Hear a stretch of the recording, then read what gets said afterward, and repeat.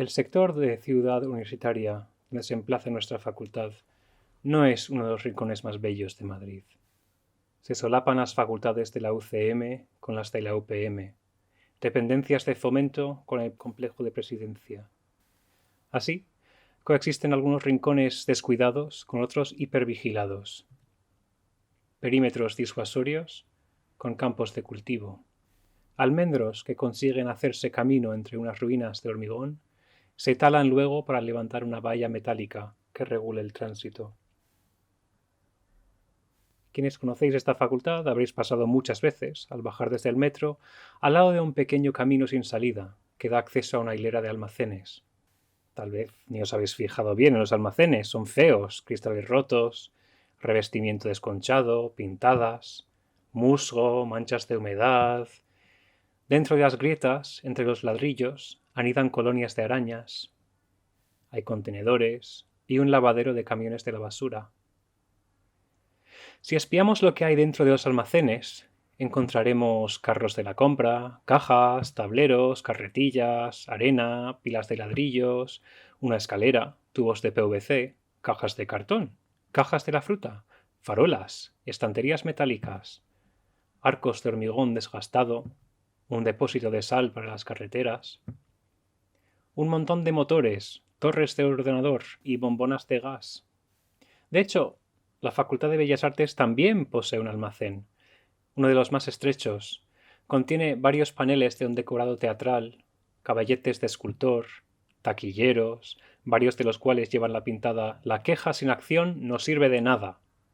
Otra escalera, palés. Todo esto bajo la vigilancia constante de la Guardia Civil. No por lo que contienen los almacenes, obviamente, sino porque las ventanas al fondo de estos dan directamente al parking del Palacio de la Moncloa. De ahí también que al otro lado de la estructura, arriba, por donde pasa la carretera de La Coruña, la vista esté cegada por una valla alta y verde. De hecho, durante la transición, ETA disparó unas ráfagas de metralleta desde allí arriba. Si los arquitectos de la ciudad universitaria pretendían replicar o incluso superar los quads de algunas de las mejores universidades norteamericanas, a donde viajaron en busca de inspiración, este sector hoy se parece mucho más a los almacenes que hay bajo los antiguos trenes elevados de Londres. Quien no se haya parado a inspeccionar los almacenes, sí conoce, sin embargo, el túnel. Un día, hace ya muchos años, creo que fue en 2016, en la acera del túnel me fijé en una baldosa que era distinta a las demás. Ponía CU, Ciudad Universitaria, dentro de una versión muy sintética, casi abstracta, del cisne que aparece en el escudo de Cisneros, fundador de la Complutense. Recuerdo que esa noche en casa me puse a buscar, así de manera informal en el móvil. Puse en Google una combinación de palabras tipo baldosa, logotipo, CU, acera, túnel, UCM, y me devolvió la siguiente imagen. Una foto sacada por Albert Deschamps a los pocos días de la rendición de Madrid. En un lado del túnel hay varios autobuses de 2 pisos, que antes de la guerra daban servicio a la Facultad de Filosofía y Letras. En el otro, 2 cadáveres. No se trata de represaliados de los primeros días de la represión franquista en Madrid, que obviamente los hubo, y muchos, sino 2 cuerpos momificados, probablemente caídos más de 2 años antes, a finales de 1936, durante la Batalla de Madrid, y que no pudieron ser recogidos al estar en un lugar expuesto. Dentro de mi proyecto de TFM hice una serie de frotage de lugares vinculados a la violencia bélica en la zona de la Moncloa, uno de los cuales retrata aquella baldosa antigua como superficie de contacto entre el lugar violento de ese momento y el lugar anodino de hoy. Fue así que empecé a interesarme por esa estructura de hormigón, que en sus inicios no tenía nada de anodino. Los almacenes de hoy flotan a varios metros de altura por encima de otra topografía, otro lugar. Ese lugar se llamaba Cantarranas. Si hoy esta estructura, que se llama el viaducto de los 15 ojos, pasa desapercibido, una mera estructura fea y funcional, cuando diseñaron el ingeniero Eduardo Torroja y el arquitecto Agustín Aguirre, era motivo de orgullo, una estructura casi emblemática. Se usaba en folletos que promocionaban la universidad, incluso envuelta en un nimbo divino. Lo mismo antes de la guerra que después. ¿Os imagináis?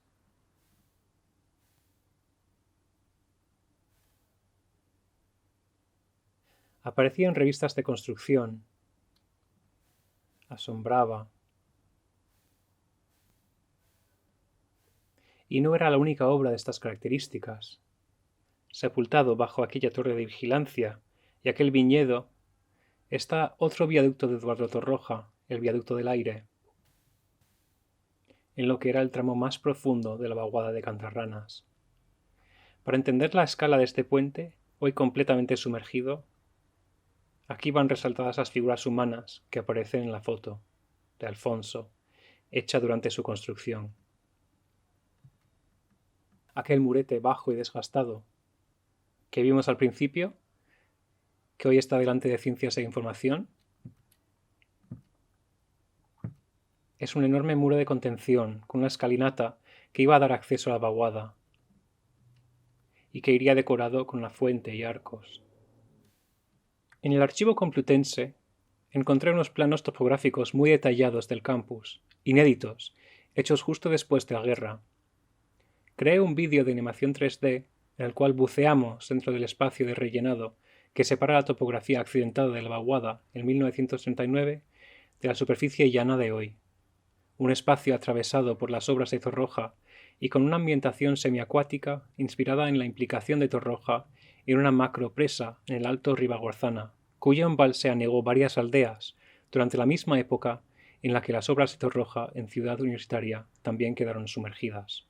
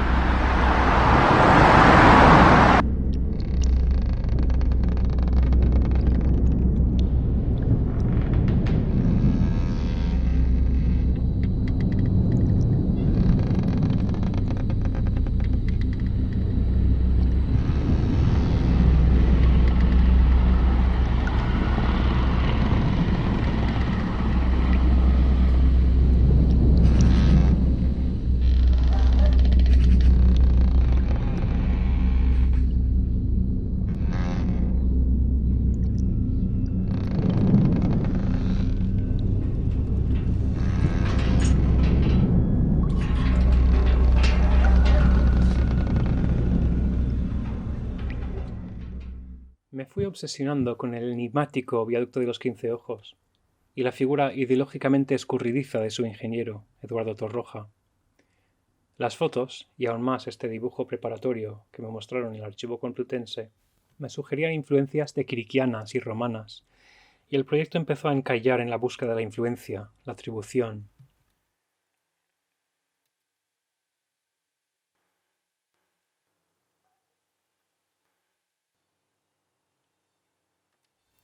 Veía arquerías metafísicas por todas partes. Una noche soñé que estaba en el olivar que hay detrás de la facultad. Iba avanzando por entre los olivos que descendían hacia el fondo de la vaguada de Cantarranas. En los huecos entre árbol y árbol aparecían vistas parciales del viaducto de los 15 ojos, en blanco y negro. Nunca llegaba a verlo del todo. Cada vez que avanzaba o giraba la cabeza, se levantaba una vista nueva, como un muro. Era como si mi afán de ir recopilando imágenes del puente me estuviera cegando, frenando. Las imágenes estaban ocultando la vaguada en sí. En otros proyectos de esta misma época empecé a interesarme por lo que pasa en el fondo de las imágenes fotográficas, o más allá de una sola imagen. Dentro del proyecto Archivo Rastro, comisariado por Cathy Bestard, Louis Chaltier y Marta Sessé, creé composiciones solapadas y animaciones a partir de series de fotos de un mismo sujeto, fotografiado varias veces seguidas. Por ejemplo, esta es una foto de 3 chicas en la playa. Pero si solapamos todas las tomas de la serie, ellas se desdibujan, dejando paso al fondo de la fotografía. Lo mismo ocurre si alineamos las fotos y las vemos en rápida sucesión. Detrás de las chicas aparece un niño con su padre, jugando en la arena con un enorme toro de juguete. Al otro lado de la imagen, cobra protagonismo la gente tomando el sol en sus tumbonas. Esta es una foto de un desfile militar en París. Una de varias perspectivas sobre el mismo acontecimiento. Pero las fotos también capturan el movimiento de las hojas de los árboles en la brisa. Así, en movimiento, también saltan a la vista los ventanales, el movimiento de los niños que se asoman para ver el desfile. Es también una foto de niños. Muchas de las imágenes de la vaguada de Cantarranas existen también en el fondo de otras fotografías. Esta es una foto del Arco de la Victoria de Franco.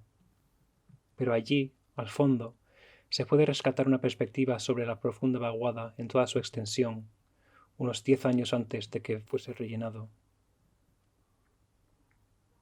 Aquí, una foto de casa de Velázquez y arquitectura, y otra de agrónomos. Sacadas desde distintos ángulos, no se pueden juntar para hacer una gran panorámica, pero desdibujando la figura, de los márgenes se rescata otra vista de la vaguada, donde podemos estudiar los senderos que usaban los alumnos, o el proceso de repoblación forestal posbélico, que en pocos años iba a quedarse truncado para siempre. Volviendo a aquel sueño del olivar, las imágenes del viaducto de los 15 ojos me estaban ocultando la vaguada que existía desde mucho antes, existía desde siempre.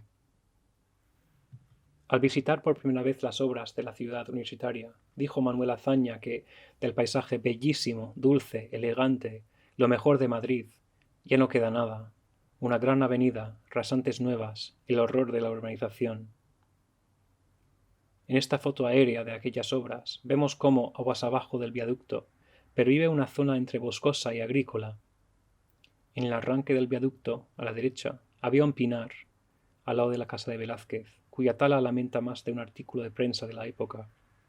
Xavier de Windhuizen, jardinero del Palacio de la Moncloa, calificó las obras de un horror de trozas y ramajes caídos por el polvo. La cuestión es cortar, destruir. Lo mismo da miembros de animales que árboles, y cuando estos se emplazan, se mata con ellos algún bello horizonte. Durante los primeros años de tesis, yo había estado centrado sobre todo en la pérdida de las estructuras de Torroja, ocurrida hacia 1967. Aquí vemos, en el 75, la misma topografía llana de hoy. Y aquí la vaguada, aquella sinuosa mancha oscura de árboles, en 1956. En el centro de la imagen, esas 3 rayas blancas que atraviesan la vaguada son el 15 ojos. A la izquierda, aquella rayita blanca solitaria es el viaducto del aire. Sin embargo, la diferencia global es aún mayor si miramos más hacia atrás, antes de Ciudad Universitaria, antes de los viaductos y las grandes avenidas, en este ortofotomapa de 1927. Esta foto, de Alfonso, muestra las obras ya casi acabadas en torno al viaducto, en 1930. También muestra a un niño y una niña al lado de una fuente que está a punto de ser engullida por un enorme terraplén. En una columna satírica, publicada en la revista Blanco y Negro en 1917, el autor Fernando Luque presentaba los tipos de domingo madrileño en forma de número de revista teatral. Van apareciendo en este escenario imaginado personajes costumbristas, primero en Puerta del Sol, pasando por el Retiro y el Paseo de San Vicente, hasta llegar a las afueras de Madrid. Allí aparecen en escena numerosas familias artesanas cargadas de riendas, botas, sandías y otros accesorios suculentos, cantando sobre la melodía de la obra de zarzuela El amigo Melquíades.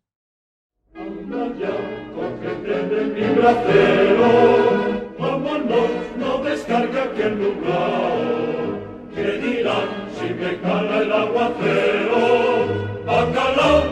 bacalao, bacalao.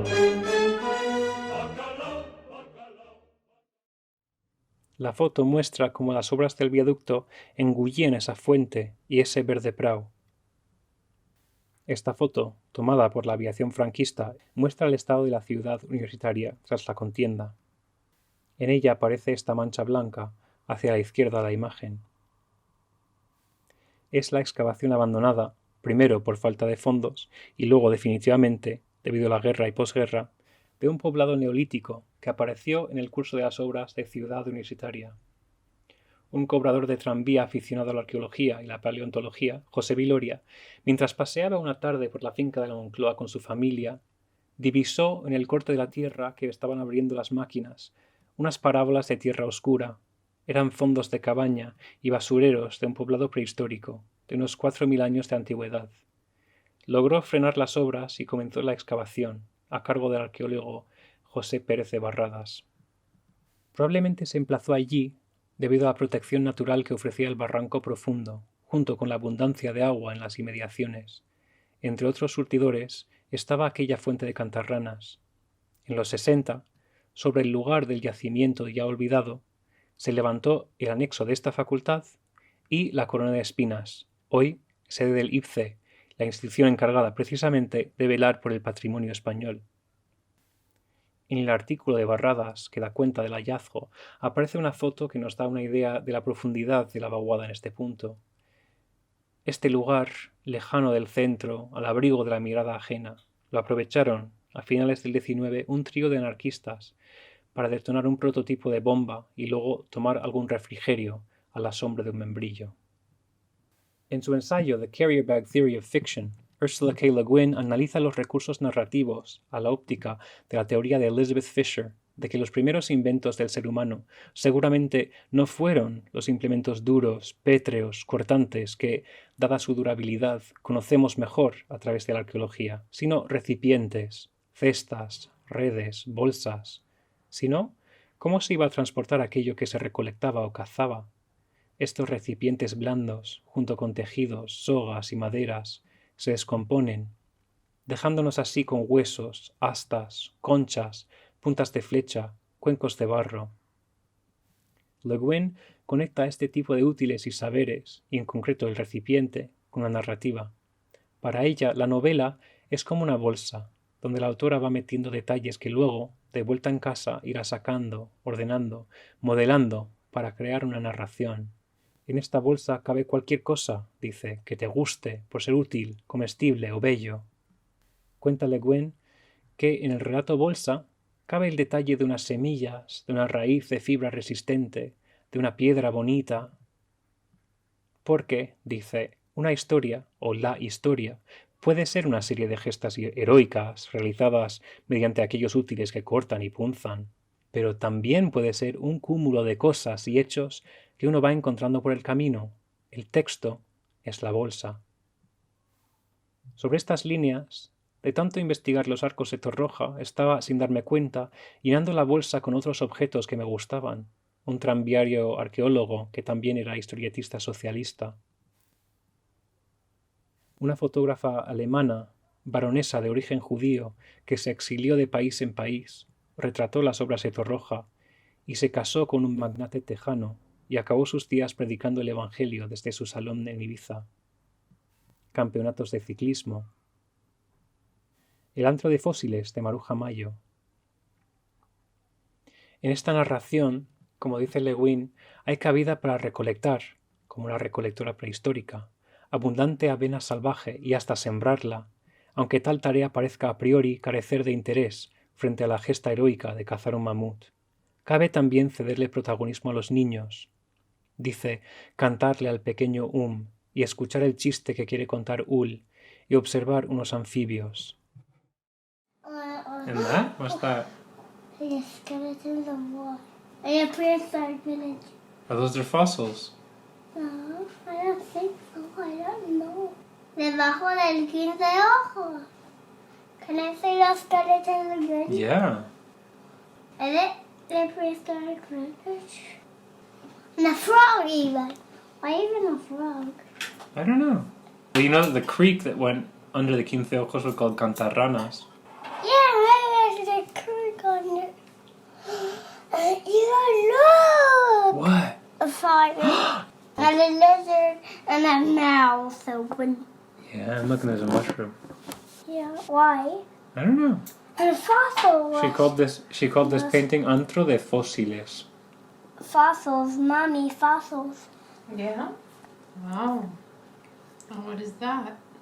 15 ojos. Do you like it? Yeah. Son esqueletos. Is it the same place as this, do you think? What? Do you think these are the same place? No. Yeah? Mm-mm. You're not sure. What do you think? Yes, yes. Mm-hmm. Daddy, let's go. Let's go play. Let's go play, okay. Le Guin justifica así su propia obra basada en la fantasía y la ciencia ficción, donde se va hasta otros planetas para hablar de lo que una ha ido recolectando en este. A partir de la baldosa del túnel y otras búsquedas afines, creo que aprendí a prestar más atención al suelo. Empecé a fijarme en lo que se le quedaba adherido, papeles, trozos de papel albal, cartón mojado bajo la lluvia. De ahí pasé, en otro proyecto ya al margen de esta tesis, al plano de la ciencia ficción, al convertir la contraforma de la textura de las calles, impresa en estos trozos de papel de aluminio, en asteroides. El tratamiento visual del asteroide, Aluminia, realizado al igual que la animación de Cantarrana sumergido con Belén Jiménez, sale de allí la atención al suelo también. Un lugar desaparecido no deja de ser otro tipo de lugar imaginado.